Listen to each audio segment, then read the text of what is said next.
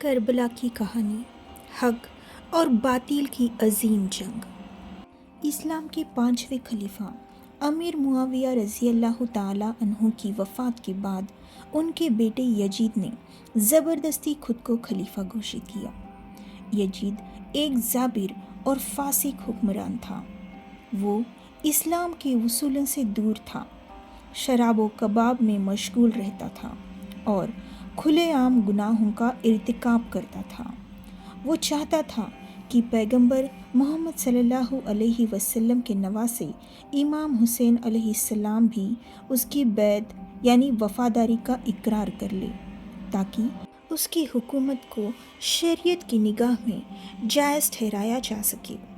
مگر امام حسین علیہ السلام جو حق اور انصاف کے علم بردار تھے نے یزید کی بیعت کرنے سے صاف انکار کر دیا۔ ان کا فرمان تھا، میں ظلم اور ناانصافی کے سامنے اپنا سر نہیں جھکاؤں گا، بھلے ہی اس کے لیے مجھے اپنی جان بھی قربان کرنی پڑے۔ اگر یزید جیسا شخص خلیفہ بن گیا تو اسلام کی روح ختم ہو جائے گی۔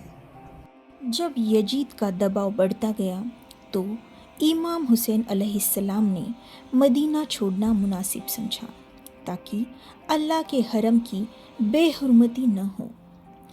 وہ مکہ تشریف لے گئے۔ اسی دوران کوفہ یعنی عراق کے ہزاروں لوگوں نے امام حسین علیہ السلام کو خط لکھے اور انہیں کوفہ آنے کی دعوت دی۔ انہوں نے امام علیہ السلام سے وعدہ کیا کہ وہ ان کے ساتھ کھڑے ہوں گے اور یزید کے خلاف ان کا ساتھ دیں گے۔ امام حسین علیہ السلام نے اپنے چاچا زاد بھائی مسلم بن عقیل علیہ السلام کو کوفہ بھیجا تاکہ حالات کا جائزہ لیا جا سکے۔ مسلم بن عقیل علیہ السلام جب کوفہ پہنچے تو ہزاروں لوگوں نے ان کے ہاتھ پر بیعت کی اور وفاداری کا اقرار کیا۔ انہوں نے امام علیہ السلام کو خط لکھا کہ کوفہ کے لوگ ان کے استقبال کے لیے تیار ہیں، لیکن کوفہ کے گورنر ابن زیاد نے بے رحمی سے مسلم بن عقیل علیہ السلام کو گرفتار کیا اور ان کی بے رحمی سے شہادت کرا دی۔ اس کے بعد کوفہ کے لوگ ڈر کر اپنے وعدے سے پھر گئے اور دھوکے بازی کی۔ امام حسین علیہ السلام کو مسلم بن عقیل علیہ السلام کی شہادت اور کوفیوں کی دھوکے بازی کی خبر راستے میں ملی۔ اس کے باوجود انہوں نے اپنا سفر جاری رکھا۔ ان کے ساتھ صرف ان کا چھوٹا سا قافلہ تھا جس میں ان کے گھر والے یعنی بیوی، بچے، بہنیں، کچھ وفادار صحابی اور رشتہ دار شامل تھے۔ یہ قافلہ حق کی آواز بلند کرنے اور اسلام کے اصولوں کو بچانے نکلا تھا۔ 2 محرم 61 ہجری کو یہ قافلہ کربلا کے میدان میں پہنچا، ایک بنجر اور تپتے ہوئے ریگستان کا علاقہ جہاں دور دور تک پانی کا کوئی نام و نشان نہیں تھا، صرف فرات ندی قریب بہہ رہی تھی۔ ابن زیاد نے حر بن یزید ریاحی کی قیادت میں ایک بڑی فوج امام حسین علیہ السلام کو روکنے کے لیے بھیجی۔ بعد میں عمر بن سعد کو اس فوج کا سردار مقرر کیا گیا۔ یزیدی فوج نے امام حسین علیہ السلام اور ان کے ساتھیوں کو گھیر لیا۔ 7 محرم کو یزیدی فوج نے امام حسین علیہ السلام کے خیموں پر پانی بند کر دیا۔ فرات ندی بالکل قریب بہہ رہی تھی، لیکن امام علیہ السلام کے معصوم بچوں اور عورتوں کو ایک بوند پانی بھی نہیں دیا گیا۔ 3 دن تک امام حسین علیہ السلام اور ان کے اہل بیت یعنی گھر والے پیاس کی شدت سے بے حال رہے۔ 9 محرم کی شام یزیدی فوج نے جنگ کا اعلان کر دیا۔ امام حسین علیہ السلام نے دشمنوں سے 1 رات کی مہلت مانگی تاکہ وہ عبادت کر سکے اور اپنے رب سے مناجات کر سکے۔ یہ شب عاشور تھی۔ اس رات امام حسین علیہ السلام اور ان کے ساتھی رات بھر نماز پڑھتے رہے، دعائیں مانگتے رہے اور कुरान की तिलावत करते रहे। इमाम हुसैन अलैहिस्सलाम ने अपने साथियों से कहा, तुम पर कोई जबरदस्ती नहीं, जो जाना चाहे वो जा सकता है। यजीदी फौज को सिर्फ मेरा सर चाहिए। मगर इमाम अलैहिस्सलाम के वफादार साथी एक दूसरे से मुकाबला कर रहे थे कि कौन पहले शहीद होगा। उन्होंने इमाम अलैहिस्सलाम का दामन नहीं छोड़ा। 10 मुहर्रम यौम अशूर इस्लाम की तारीख का सबसे दर्दनाक दिन साबित हुआ। ये हक और बातिल के बीच एक नाबराबरी की जंग थी। इमाम हुसैन अलैहिस्सलाम के साथ सिर्फ 72 वफादार साथी थे, जिनमें उनके बेटे, भाई, भतीजे और चचाजाद भाई शामिल थे, जबकि यजीद की फौज हजारों की तादाद में थी। जंग का आगाज हुआ। एक के बाद एक इमाम हुसैन अलैहिस्सलाम के साथी मैदान करबला में गए और बड़ी बहादुरी से लड़ते हुए शहीद हुए। हर शहीद ने सब्र और इस्तिकामत की मिसाल कायम की। इमाम हुसैन अलैहिस्सलाम के जवान बेटे हज़रत अली अकबर अलैहिस्सलाम, जो सूरत में पैगंबर मोहम्मद सल्लल्लाहु अलैहि वसल्लम से बहुत मुशाबह थे, मैदान में गए और बड़ी बहादुरी से लड़े। वो प्यास की शिद्दत से बेहाल थे।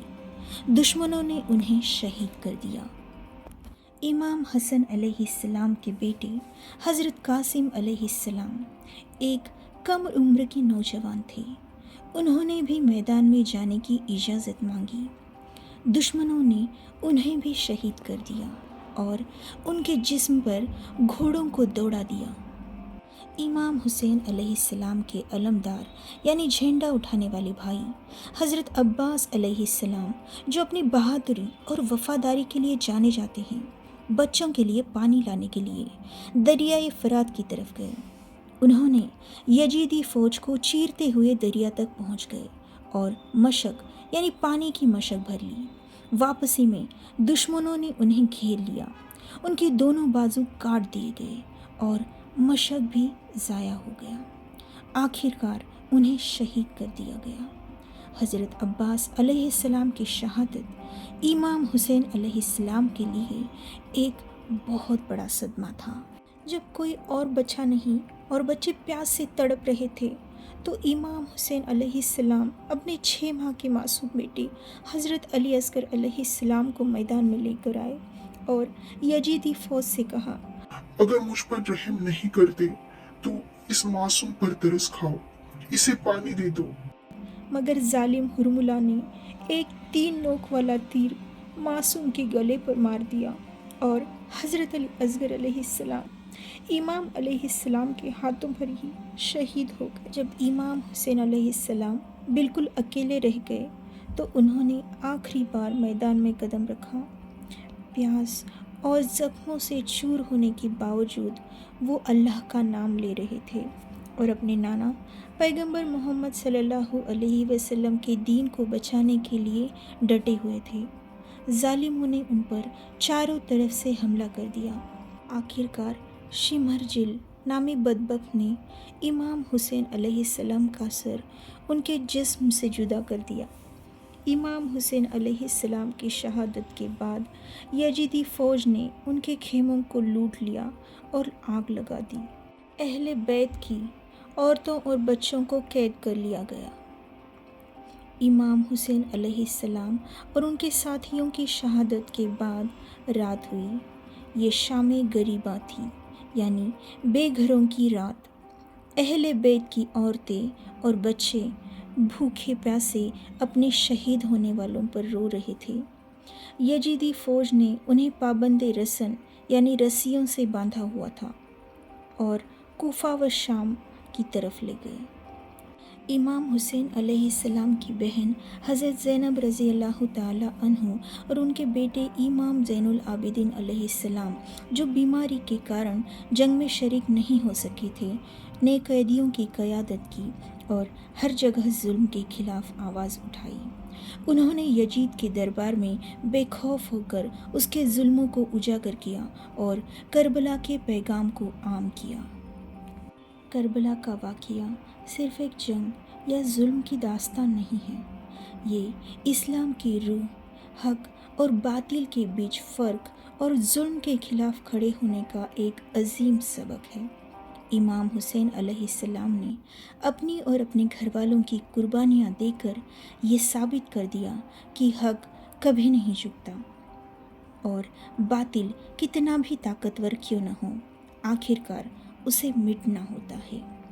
کربلا ہمیں سکھاتا ہے حق اور انصاف کے لیے قربان ہونا، ظلم کے خلاف آواز اٹھانا، بھلے ہی جان کا خطرہ ہو، صبر اور استقامت کا دامن نہ چھوڑنا، اللہ کی رضا اور اس کے دین کی حفاظت کرنا۔ آج بھی ہر سال محرم کے مہینے میں دنیا بھر کے مسلمان کربلا کے اس دردناک واقعے کو یاد کرتے ہیں، مجلسیں ہوتی ہے، ماتم کیا جاتا ہے، اور امام حسین علیہ السلام اور ان کے وفادار ساتھیوں کی قربانیوں کو تازہ کیا جاتا ہے۔ یہ یاد دلاتا ہے کہ حق کی راہ میں دی گئی قربانیاں کبھی ضائع نہیں جاتی، اور امام حسین علیہ السلام کا نام ہمیشہ زندہ رہے گا، بے شک۔